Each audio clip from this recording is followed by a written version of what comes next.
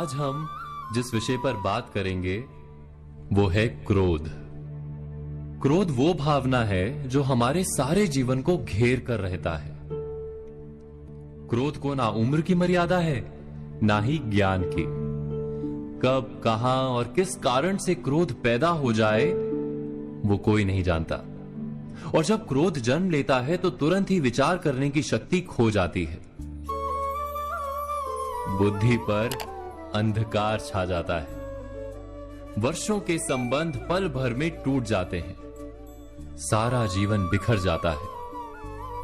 किसी भी कारागार में जाकर देखिए, अधिकतर अपराधी क्षण भर के क्रोध का दंड भोगते हुए दिखाई देंगे, पर फिर भी हम क्रोध पर अंकुश नहीं लगा पाते।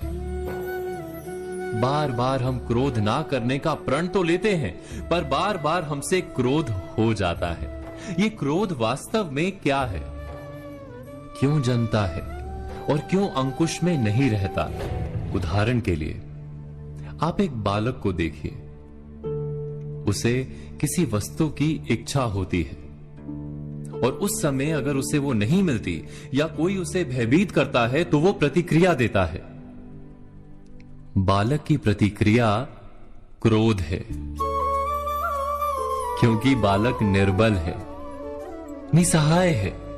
बालक अपनों से बड़ों को अपने वजूद का एहसास, अपने अस्तित्व की प्रतीति करवाने का प्रयास करता है क्रोध के माध्यम से। बड़े होने पर भी हम क्या ऐसा ही नहीं करते? क्या क्रोध हमारे भीतर बैठे बालक का प्रतिभाव नहीं? अर्थात क्या क्रोध वास्तव में केवल बालक जैसे व्यवहार का नाम नहीं? जब अहंकार को घाव होता है, जब भय लगता है, जब कोई वस्तु हमें प्राप्त नहीं होती, तब हमें क्रोध आता है।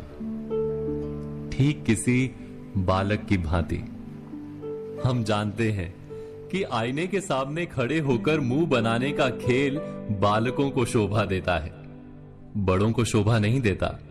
फिर भी हम बालक की भांति क्रोध करना बंद नहीं करते। हम अनुभव से जानते हैं, दूसरों को देखकर बता सकते हैं कि क्रोध से कभी कुछ प्राप्त नहीं होता। सम्मान हो, संपत्ति हो, प्रेम हो या सुरक्षा हो, क्रोध से नहीं मिलता। मिलता है तो प्रयासों से, कार्य करने से, बुद्धिपूर्वक विचार करने से। मनुष्य मात्र अपनी आदतों के अनुसार ही जीता रहता है। क्रोध भी आदत बन जाती है। हमारे चाहते हुए भी हम अपने प्रतिभावों को रोक नहीं पाते। हम स्वयं को बड़े या पुख्ता मानते हैं, पर थोड़ा सा कारण मिलते ही हमारे भीतर का बालक क्रोध कर बैठता है। अर्थात क्रोध वास्तव में और कुछ भी नहीं, हमारी बालक बुद्धि का नाम है। जैसे ही हम इतना स्मरण में रखें कि हम बालक नहीं, बालक जैसा व्यवहार हमें शोभा नहीं देता, वैसे ही क्रोध स्वयं ही बंद हो जाता है। क्या ये सत्य नहीं? इस पर विचार मनन अवश्य कीजिएगा।